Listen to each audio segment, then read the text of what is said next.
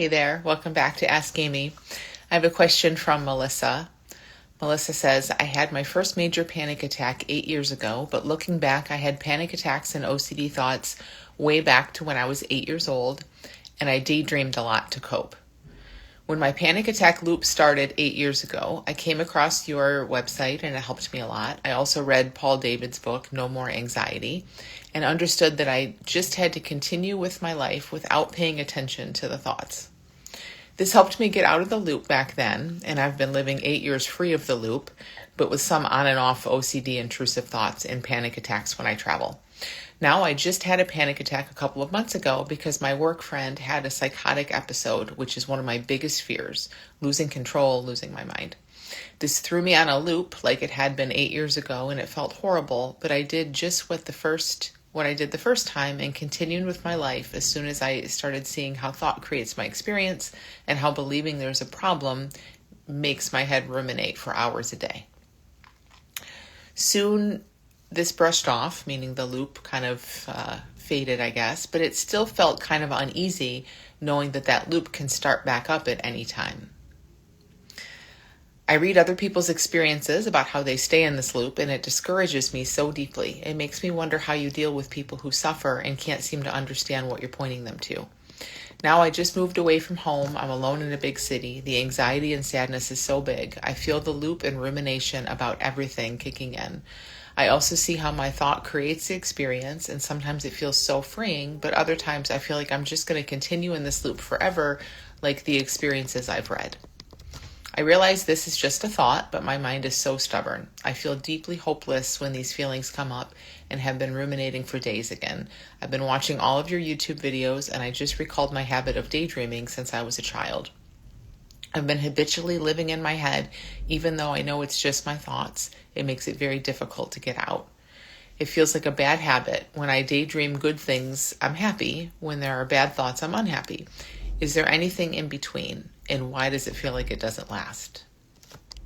Okay, so thanks for sending your question, Melissa. A few things, minor, but maybe not minor for you.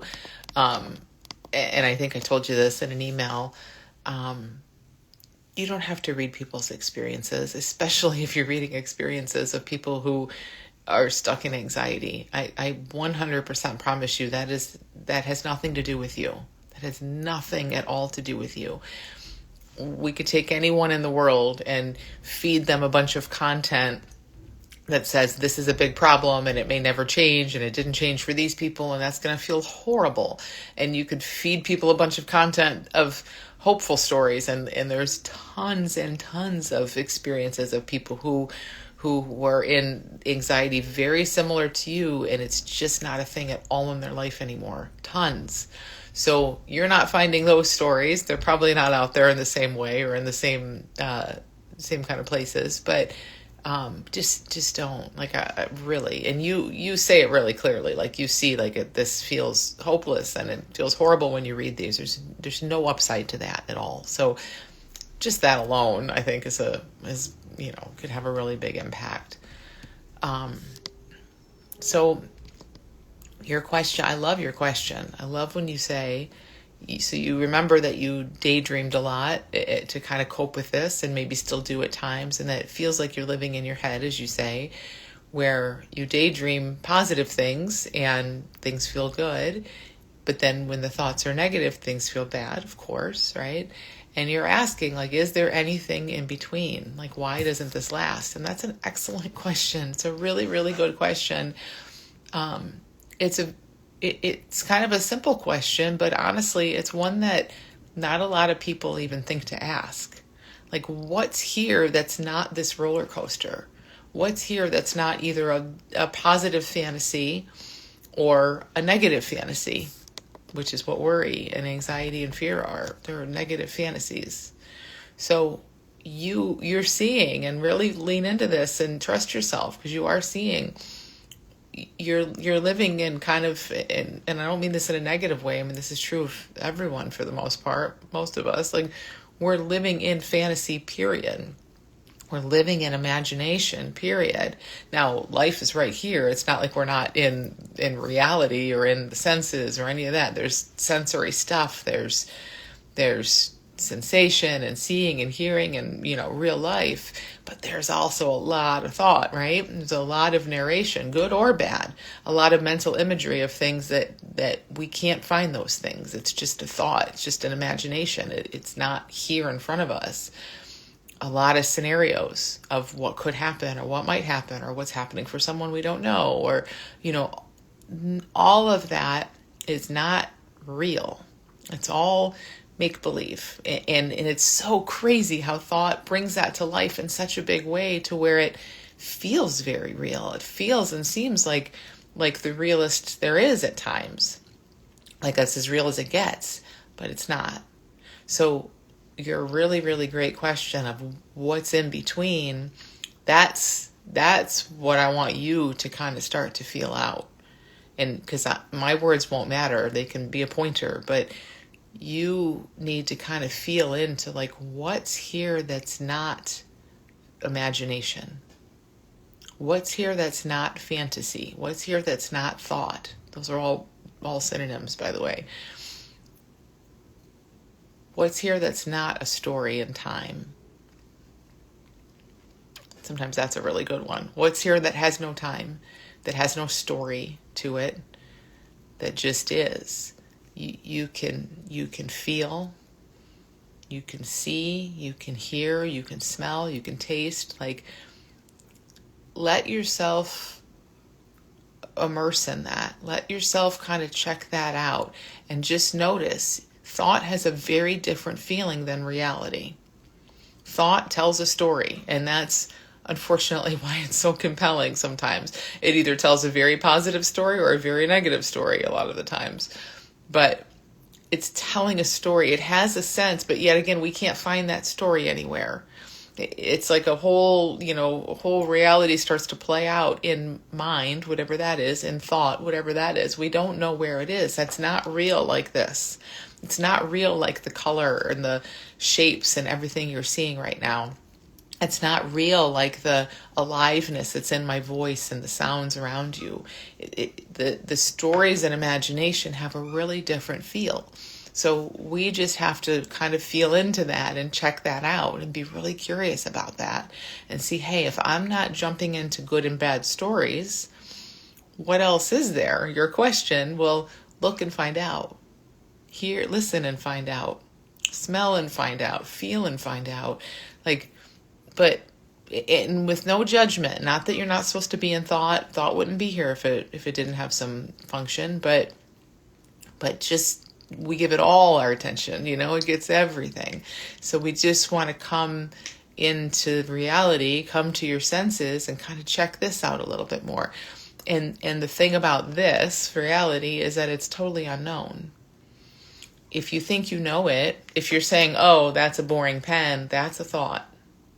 If you're in the visual experience of this object, it's completely unknown. And it's not a thought. It's what's here. It's evident. It's just what is. So there's a lot. There's a lot that has nothing to do with your history, nothing to do with time, nothing to do with which city you live in and who lives near you. None of that. It's much, much more immediate and close and intimate than all of that. And that's what you can start to check out. I really want you to see about the daydreams and how they felt like coping. I mean, that's fine. Like that was a helpful coping mechanism at one point. All coping mechanisms, most of them are, if they're coping at all, if they're helping us cope at all, they have a certain helpfulness to them, but they also, that helpfulness expires very quickly. And then often it kind of tips the other way to where we're trying to cope with some old mechanism and in fact it's kind of hurting more than it's helping. So I suspect that's what's going on a little bit with the daydreaming. It may still feel like it's helpful at times, but in the bigger picture, you're outgrowing it. You say it very clearly, like you know it's all living in your head. And I just really want you to see the daydreaming and the coping there. Again, it's not a problem. It's just there's another place to look. And so you just want to keep looking in that other place, which is what's here that's not imagination, like what's actually here, what's reality, what's here that's not in time. And see that the daydreams, the flip side of the daydreams is the worry and anxiety, and they're the exact same thing. Exact same thing. So worry and fear and anxiety is just a negative daydream.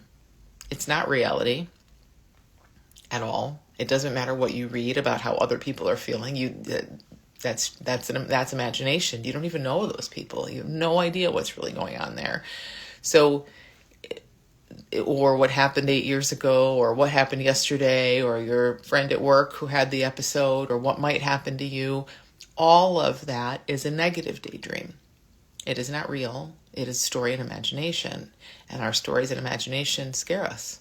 It is exactly the same as positive daydream. This is someday I'll be happy and free and have a really cute dog and a nice apartment, whatever. Like, all the same. It's all being made up in thought right now. That's all. So just kind of play with that as being the same, and keep asking your really brilliant question of like, what's here that's not a fantasy? What's here that is before thought? And feel into that. Don't let your head answer it, because that will be more thought. Feel into it. Sense into it. Yeah, so I hope that helps. I know, I feel like you're spotting a lot of things. You mentioned the thought that the loop can start back up at any time, or the thoughts and the fears about being out of control. Just keep recognizing those are thought. They have no power. Thought can't do anything. It's not making anything happen. It's just talking a lot. It's just repeating and narrating and reflecting. It's not, it's not making things happen. So it's okay. Like, I know it can feel so scary, but it's exactly like just watching a scary movie.